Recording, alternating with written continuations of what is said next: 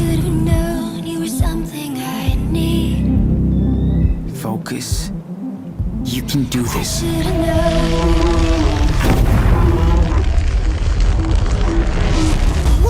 Like a boss. I did it!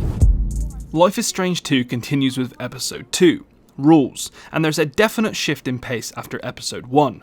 Gone are the long leaps in between scenes, replaced by a slice of story that stays in roughly the same place throughout.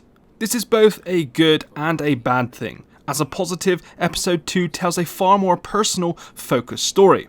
As a negative, it often drags along at a slow pace, bringing in several characters who, while pleasingly complex, aren't all that memorable or likeable. It's worth noting that there are spoilers for Episode 2 from this point onwards, although I'll try to keep them to a bare minimum. The title of Episode 2, Rules, comes from Sean's increasingly futile attempts to keep a low profile as his younger brother strives to explore his strange new powers. Fuck! Daniel.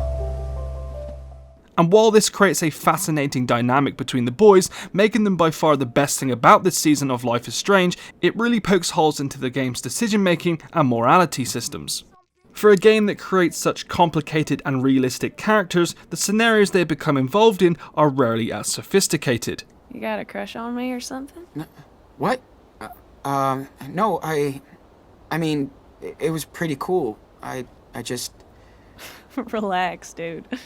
It's cool that you listened. People are usually too busy to care. What's more, some of the choices you get when in these situations are utterly meaningless. At one point, I told Daniel he couldn't do something that would break the rules of the house. He said he'd do it anyway, and Sean just folded and went along with it. It's clear that the creators of Rules needed to get the brothers from A to B, and you know exactly where they'll end up at the end of the episode, and that seriously undermines everything that happens in between. What's more frustrating is that the choices you do make add up to inconsistent or uncharacteristic actions later in the episode, and you're actually penalised for trying to keep Sean and Daniel safe and a secret. Sean is insistent that Daniel behaves and doesn't show his powers throughout, but following through on this path leads to consequences that feel as if you're being punished. Did you forget everything about the rules already? Sorry, Sean. Did you want me to let him fall? Really?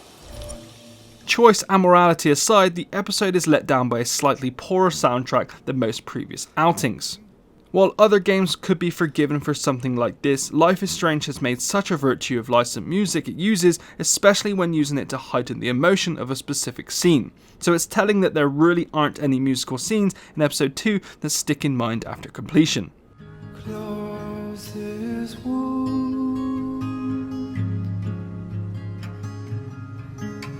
Light my bones.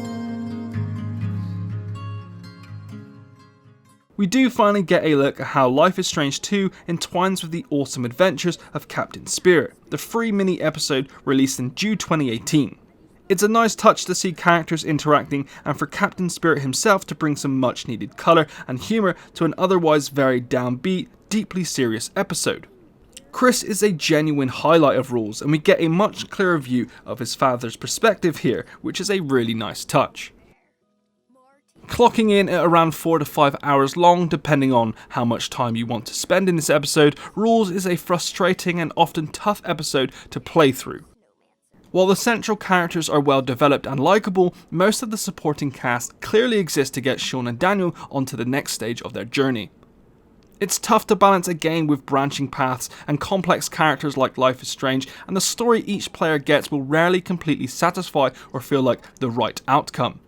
Most of the time, this series gets it dead right, but for me, Rules misses too many narrative beats in favour of shocks and hard lessons to be a classic episode of this still great franchise. We give it 3 stars. Got ya! Daniel?